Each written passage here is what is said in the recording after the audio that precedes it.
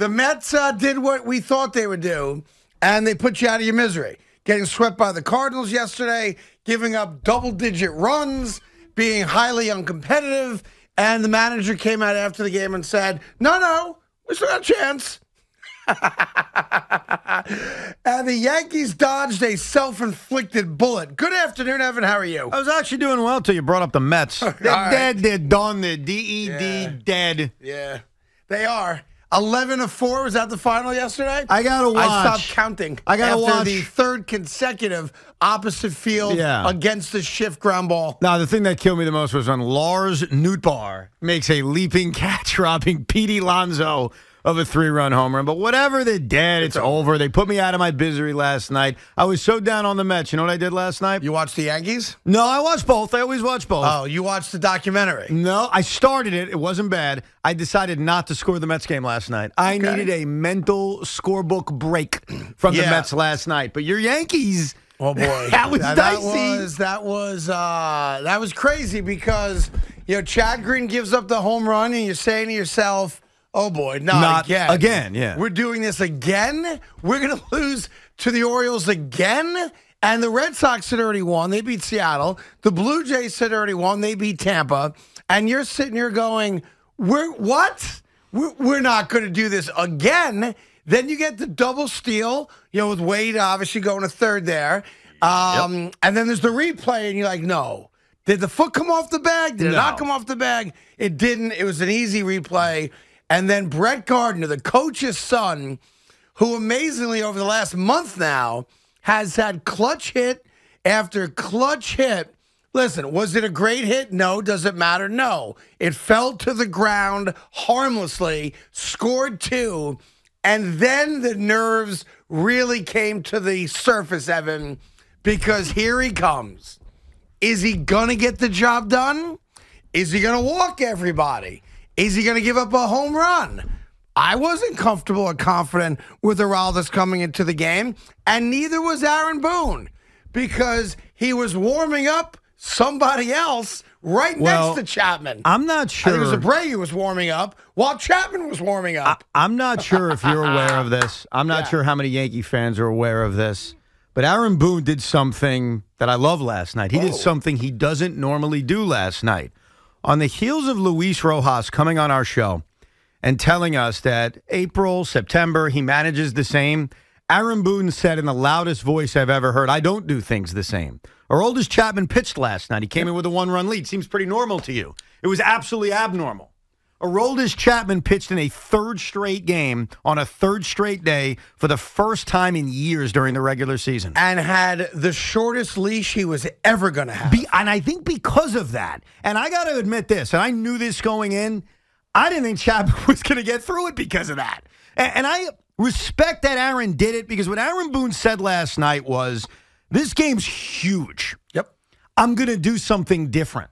This isn't April 10th. This isn't the middle of May. This isn't June. This is a game that really, really matters. So I have a choice. I could pitch Aroldis Chapman in a situation he's not used to during the regular season, because we're very firm with only 2 days in a row. We never go 3 days in a row. Or I could trust somebody else. I could give it Alberto Abreu a whirl. Or I could trust Chapman.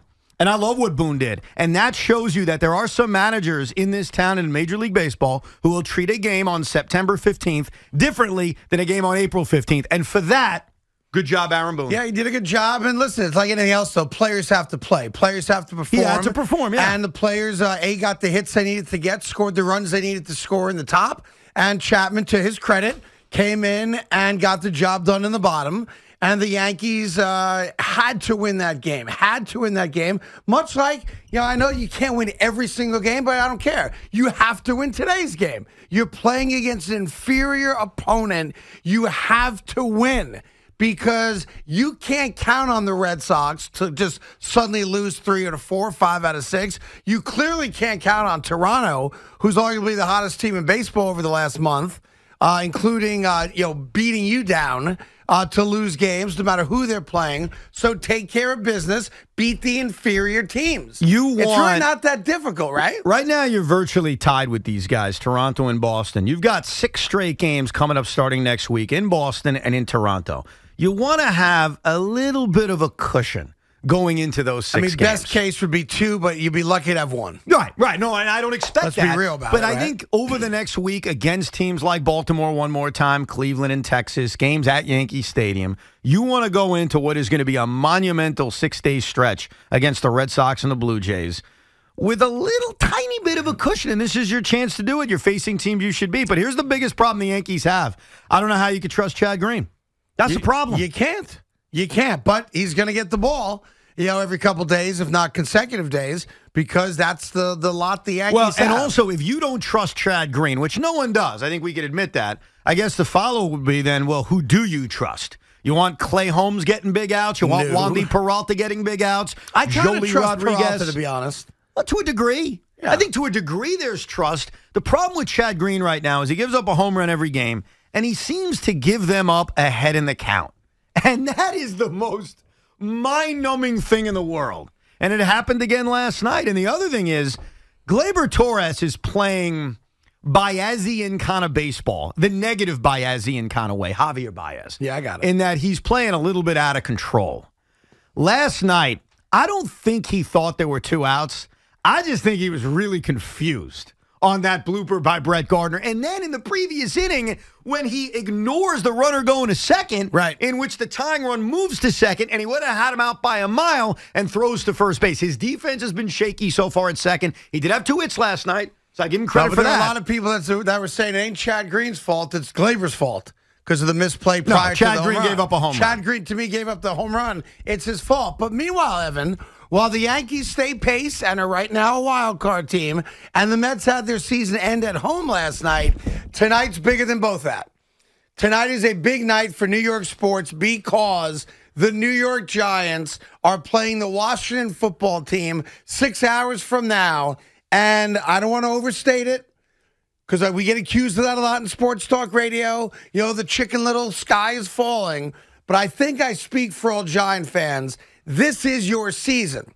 You're going up against a franchise that, for whatever reason, Daniel Jones has had success against. He's 4-0 in games against the Washington football team. He's 4-80 against everybody else. This is his Minnesota Twins, if you'll forgive the Yankee reference, right? This is the team, for whatever reason, he is successful against. Now, the flip side of that is that Daniel Jones has been the starting quarterback of the New York Giants in 5 primetime games, meaning Thursday night, Sunday night, Monday night games, Evan. Yes. When all the league is watching. Yes. When all the cameras are on you and the bright lights of the big city are watching you play football. Yes. In those 5 primetime games that Daniel Jones has started as the starting quarterback of the New York Giants, they are 0-5. Means nothing. Okay. Well, I'm just letting you know. You know why it means nothing? He don't win the big game. You want to know why it means nothing? Because I'm going to follow up, and you may not know the answer, and it's fine. Who'd they play in those 5 games? They played very good teams. They played better football teams. Okay. And this is the bottom line when you play Washington right now. I get it. They won the division last year. I get it. Their front 7 is fierce. I get it. Most Giant fans wanted Chase Young, and they regret beating Washington 2 years ago that ensured they wouldn't get Chase Young. They're playing a team that you should beat. A team that you have beaten. So I don't give a rat's ass if it's on Thursday night, Monday night, Tuesday morning, Wednesday afternoon, whenever. I think that is overrated. I think it's overblown. You're facing a football team you should beat. And I'll give you another thing. I don't know if the Giants are better than them. No. They should be better than them. But I don't know that they are. I get it. Last year they technically weren't in that Washington won the division, though they beat them. Yeah. But if you want to go where you want to go, and you consider the talent that was added this offseason and what you think Daniel Jones is and what you think Joe Judge is, what we think the Giants should be, then yes, you should beat that. Here's my... Does that make sense? Yes, I agree with you on that. Here's my offshoot of that. Mm-hmm. And I'm not a Giant fan. You're not a Giant fan. So I think we're objective about it, but who knows? Maybe we're not because we're Jet fans, I guess. Here's my trouble with that. And that's why I want to hear from Giant fans throughout the next couple hours. This is kind of like your Giant pregame show because we're going right up to Little Yankees and bang right into the Giants here on the Fan. And this is the season. It all comes down to this because 0-2 ain't good enough. 0-2, you're going to revolt against this team. I see it coming already, and against this coach and this quarterback. It's going to be ugly for the next 10 days if they do lose tonight. I can't say, as an objective observer of the great sport of football, that the New York Giants, on paper or off paper, are a better football team than Washington is. I don't know that they are. Well, start off simply. Do you think they are? They should be. I didn't ask that. Do you think they are? I think pound for pound, yes, in my humble opinion, I think they are. I wish I could say that. Well, hold on. I don't feel that way. Let's look at a couple of things. Let's start simple. We'll start very, very simple. Yeah. The Washington football team is starting a quarterback that has started how many games in his NFL career? 3?